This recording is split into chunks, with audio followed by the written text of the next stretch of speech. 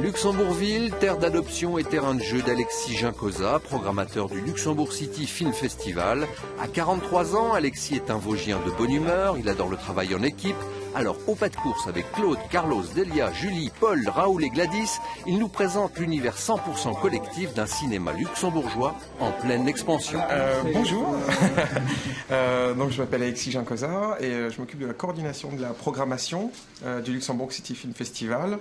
Et là, vous êtes dans un instant un petit peu stratégique, puisque là, vous avez une grande partie du comité de sélection du festival. Donc c'est vraiment le moment le plus chargé en matière de sélection. Charnière. Exactement. Et là, illico, on va aller là-bas. Ça, c'est la cinémathèque de la ville de Luxembourg. C'est un véritable temple du cinéma ici, au centre-ville de la ville. Et donc Claude Berthemès, le directeur de l'établissement. Enchanté. La Cinémathèque, centre névralgique et partenaire majeur du festival fin février. Toute l'année, Claude y diffuse, bichonne et conserve des trésors du 7e art.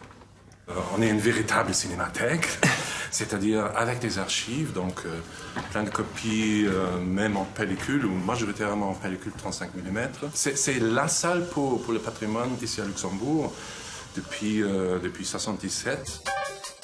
Ni une ni deux, avec la belle nouvelle voiture du festival, Alexis nous emmène à l'Utopia, un autre ciné art et essai plein de charme et de caractère. Donc voici Delia, donc qui est la programmatrice du réseau Utopia, et avec laquelle on travaille beaucoup et qu'on vient perturber dans ses habitudes à l'année avec notre festival. On met un peu le bazar pendant 10 jours. On aime bien être perturbé par le festival. Alors visite express des 5 salles atypiques de cet écrin qui sent bon et le beau ciné, jusque dans ses coulisses, avec Carlos, le projectionniste. Il nous arrive de faire du sous-titrage en direct, c'est-à-dire qu'on installe un deuxième projecteur sur le même écran, et vous avez quelqu'un qui, pas à pas, en direct, envoie les sous-titres. Et ça, c'est très très spectaculaire parce que les gens ne s'en rendent jamais compte. Et c'est sans filet. Parenthèse, dans les bouchons, Alexis nous raconte sa ville d'adoption, ses rues, ses gens, ses astuces. Comme j'étais venu ici pour être rédac chef d'un magazine, il a fallu que je cours partout, très très vite. Et il a fallu que je faisais toujours des interviews partout, aux 4 coins de la ville. Et je pense que je connais beaucoup mieux Luxembourgville et surtout les petits raccourcis bizarres, beaucoup plus que les habitants. Puis elle a une topographie un peu particulière, cette ville. Hein. Si tu veux t'en sortir, et surtout en période de travaux comme en ce moment, il faut vraiment avoir ces petits chemins secrets. En tout cas, je l'aime. À 15 km de là surgit des champs de patates, la cité du ciné, Filmland. Lorsque tout à coup, Alexis fait son cinéma.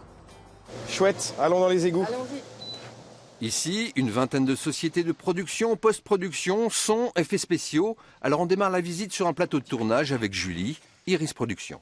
Voilà notre petit décor, donc 1000 m² dans lequel nous nous trouvons, où on refait donc une partie des égouts d'Anvers. Le film, tourné jusqu'en avril 2016, s'appelle Falco, le XVIe siècle, avec ici beaucoup d'eau, des enfants et même des rats.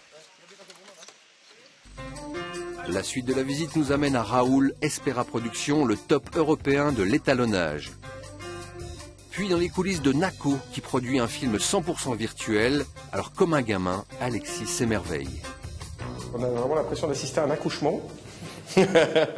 Voilà, donc là on est en pleine phase de gestation. C'est une échographie finalement. Et c'est toujours quelque chose d'important, une échographie. Retour à la ville, sur le générique d'Alexis, gourmand du collectif, il y a toujours plein de gens. Voilà, j'ai besoin de ça. J'ai besoin d'être confronté à d'autres opinions et qu'on construise quelque chose ensemble.